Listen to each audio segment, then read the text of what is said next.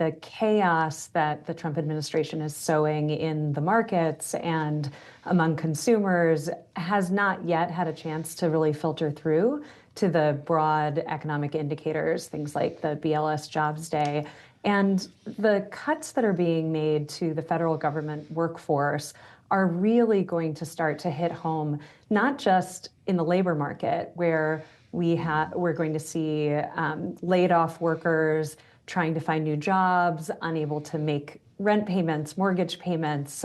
This could cause real problems in local economies across the country because federal workers are not just in the DC area, but also the services that those government workers are providing are going to start degrading rapidly. And, we're hearing that the Trump administration is looking for a short-term correction for long-term benefits, but it's really clear who's going to benefit from these policies, if anyone, and that's Elon Musk and the other billionaires that are currently running the government. Workers are going to see the CFPB has been gutted, and they're going to see financial institutions taking advantage of them and their families with no watchdog to stop it.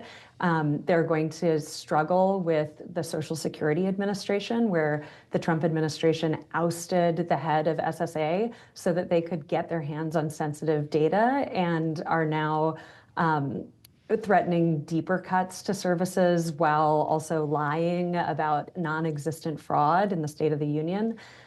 All of these things are going to start to show up in the labor market, and they're already showing up in the lives of workers and families. Well, I'll tell you, I don't know to what extent there was lying about fraud, but we were just talking to Michael McKee about the impact of federal worker layoffs. As you talk about this yourself, Kitty, could we be in a world in which this effort by the Trump administration and the ancillary impact that you're describing is what prompts the Federal Reserve to start cutting rates again? I think that the Fed is in a really difficult position because the Trump administration is simultaneously engaging in these federal worker cuts that absolutely could ripple through the economy and cause contraction, while also sowing chaos in the markets and threatening things that might drive up inflation. And so it's a really difficult situation. I will say that I believe that the Fed should have cut interest rates more quickly than they did. And we are still seeing persistent inflation problems in the housing sector. But that's not going to be aided by the Fed holding mortgage interest rates and other interest rates higher. Those interest rates are really harming American families as they go out into the world and try to purchase homes, try to pay their rent, try to make ends meet in the current environment. But it is really difficult to do monetary policy when there's this much chaos. Well, to your point on mortgage rates, we have seen them come down as we've seen bond yields falling specifically. And this administration has contended, Kitty, that they don't necessarily need the Fed to be cutting interest rates, that there are mechanisms through which they can actually bring rates down on their own and still have that relief provided to wannabe home buyers or people who need to borrow money that you're alluding to. Are there actual fiscal means with which they can do that in your mind? I mean, the government has a lot of power to make homes more affordable, but I don't think anything the Trump administration is planning gets at that core issue for the American people. There are lots of things that the government can do to bring down the prices of healthcare and groceries and the things that Americans rely on.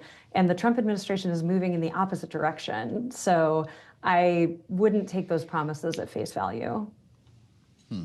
We had a conversation with Larry Summers just this week, getting back to this idea of short-term pain for long-term gain, I think, as you described it. Kitty, Larry Summers, the former Treasury Secretary, says that's the new transitory. It sounds like you agree.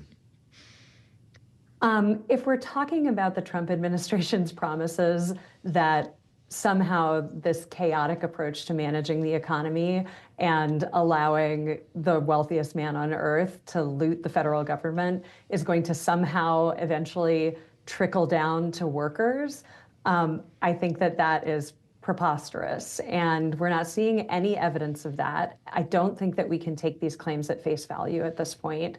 And so I agree that it would be silly to take the Trump administration's claims about their policies and evaluate them without reference to all of the other wild claims that they have made. And none of it is playing out in the data. We know what is going to happen when you have a government that is cutting sweetheart deals with Tesla, rampaging through the federal workforce, cutting services to people, all in the service of tax cuts for the very wealthiest and corporations, which is what the Republicans in Congress are currently working toward. We have 50 years of evidence that that kind of behavior harms American workers in the short, medium, and long term. Well, if you just consider then the administration's objectives, if you don't agree with their policy that they've suggested as a means of getting there, Kitty, if the objective is to juice American growth, to incentivize American manufacturing, what is the proper way to go about that if it isn't raising tariffs on trading partners and cutting taxes as they have outlined?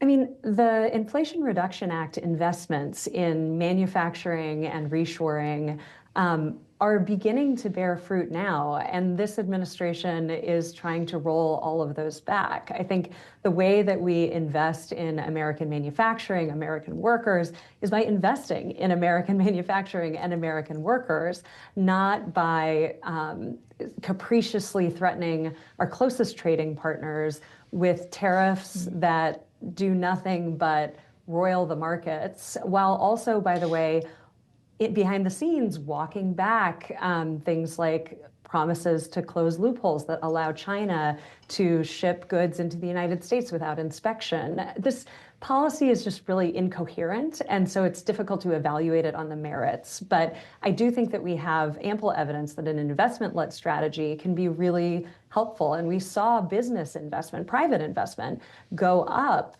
near the end of the Biden administration. And that was the fruits of the investments that the administration made over the course of the pandemic and the recovery from the pandemic.